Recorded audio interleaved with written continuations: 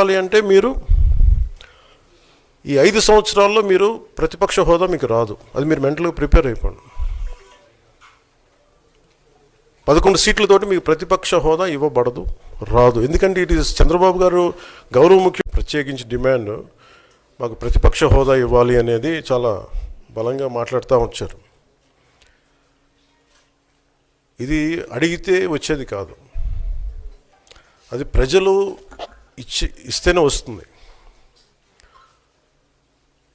బేసిక్గా ఒకటి highest majority ఎవరికి ఉంది వాళ్ళు ప్రభుత్వం ఫామ్ చేస్తారు. వాళ్ళకంటే నెక్స్ట్ స్టేజ్ ఎవరికి ఉంటే వాళ్ళకి ప్రతిపక్ష హోదా ఇస్తారు. అంతేగాని గతంలో మేము ప్రభుత్వాన్ని పరిపాలించాం కాబట్టి మా ప్రతిపక్ష హోదా ఎవరికి ఇవ్వరు.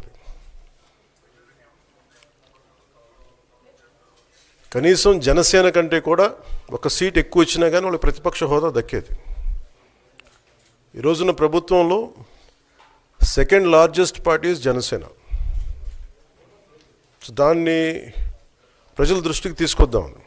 వైసీపీ నాయకులు వాళ్ళు చేస్తుంది ఏంటంటే మాకు ప్రతిపక్ష హోదా ఇస్తే తప్ప మేము అసెంబ్లీలో అడుగు పెట్టాం, లేదంటే ప్రసంగాలను అడ్డుకుంటాం అని. ఇది సరైన మెసేజ్ బయటికి వెళ్దు. ఇది సరైన విధానం కూడా కాదు. ఇది ప్రజలందరికీ తెలియజేయాలనుకున్నాం. ఇది అంటే మీరు ఈ 5 సంవత్సరాల్లో మీరు ప్రతిపక్ష హోదా మీకు రాదు. అది మీరు మెంటల్గా ప్రిపేర్ అయిపోండి. 11 సీట్లతోటి మీకు ప్రతిపక్ష హోదా ఇవ్వబడదు, రాదు. ఎందుకంటే ఇట్ ఈస్ చంద్రబాబు గారు గౌరవ ముఖ్య